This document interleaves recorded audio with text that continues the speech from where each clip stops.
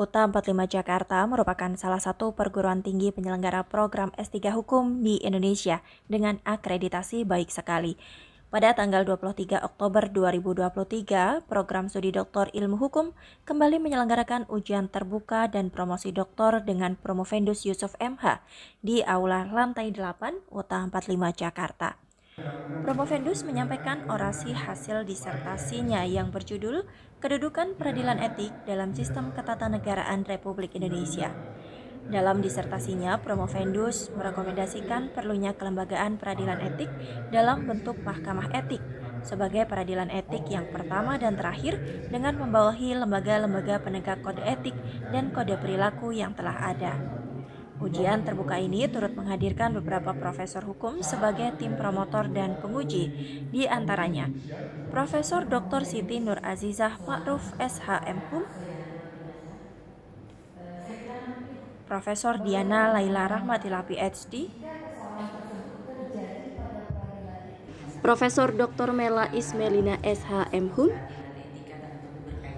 Profesor Dr. Zainal Arifin Husain SHMH, Dr. Wagiman,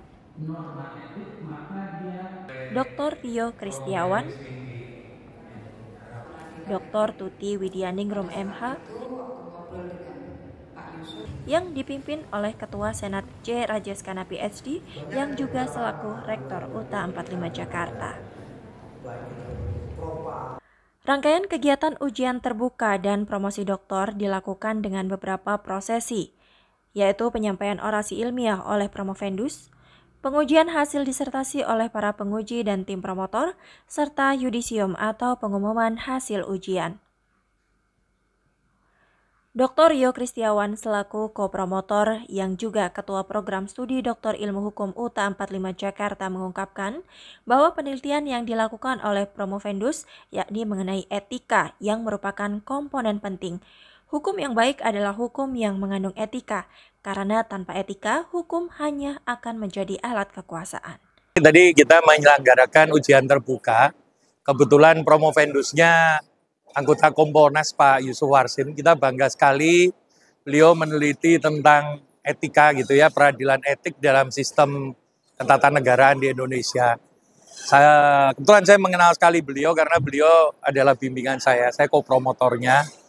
Yang ditemukan adalah bagaimana etika itu menjadi komponen yang sangat penting untuk abdi bangsa gitu ya, sebagai untuk komponen bangsa, dan hukum yang baik itu adalah hukum yang mengandung etika gitu. Karena tanpa etika ya hukum akan menjadi alat kekuasaan. Itu hasil disertasi beliau yang patut kita banggakan, dan juga sebagai kepala program studi doktor kita turut mengucapkan selamat gitu.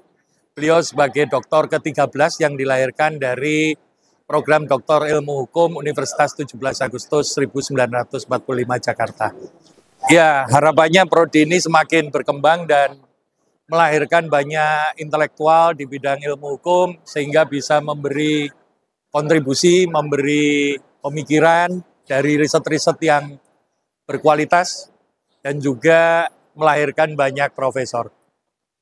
Dalam kesempatan yang sama, Prof. Azizah Ma'ruf menanggapi bahwa disertasi Promovendus mengenai kedudukan peradilan etik adalah penelitian yang baru dan menarik untuk sistem ketatanegaraan di Indonesia. Profesor Azizah Ma'ruf juga berharap pendidikan hukum di perguruan tinggi, khususnya UTA 45 Jakarta, bisa lebih berkembang, karena perlunya para akademisi hukum yang mumpuni dalam keilmuan hukum secara komprehensif, adaptif, dan menghasilkan lulusan doktor yang siap berkontribusi pada bangsa dan negara. Saya kira ini satu hal yang sangat menarik ya, karena di dalam penelitian disertasi Pak Yusuf ini kan berkaitan dengan kedudukan peradilan etik ya dalam sistem ketatanegaraan kita, yang saya kira ini suatu hal yang baru ya. Karena selama ini kan kita menempatkan antara hukum tidak dipisahkan dengan etika ya. Hukum dan moral etik itu kan menjadi satu kesatuan. Sehingga ini menjadi sesuatu yang menarik ya.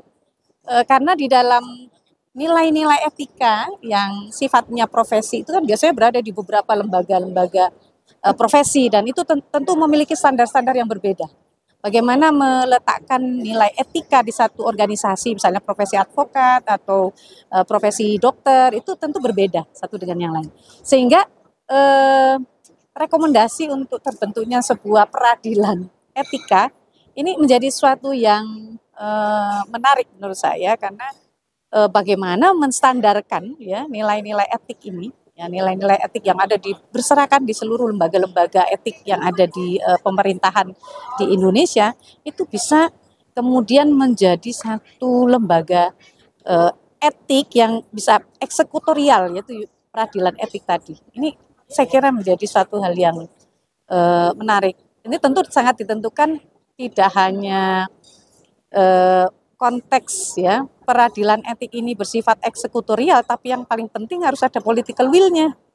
Karena nggak mudah ya kemudian membangun sebuah peradilan etik kalau itu kemudian tidak didorong oleh political will. Ada kehendak politik ya yang kuat untuk bisa membentuk peradilan etik ini. Karena sesungguhnya kalau bicara etik ya, etik yang kemudian distandarkan ini kemudian diberlakukan di dalam peradilan dalam bagian dari kekuasaan kehakiman, tentu sudah tidak lagi etik ya, tetapi menjadi hukum gitu. Jadi ini menarik saya kira. Tentu saya berharap ya pendidikan hukum di seluruh perguruan tinggi termasuk di Universitas 17 Agustus 1945 Jakarta ini bisa lebih berkembang lagi, karena kita memerlukan ya para sarjana-sarjana atau doktor-doktor hukum yang tentu mumpuni, memiliki kompetensi keilmuan tentang hukum secara komprehensif. Promovendus Yusuf MH adalah doktor ke-13 yang diluluskan oleh program Pasca Sarjana Hukum UTA 45 Jakarta. Tim Humas dan Media Center UTA 45 Jakarta melaporkan.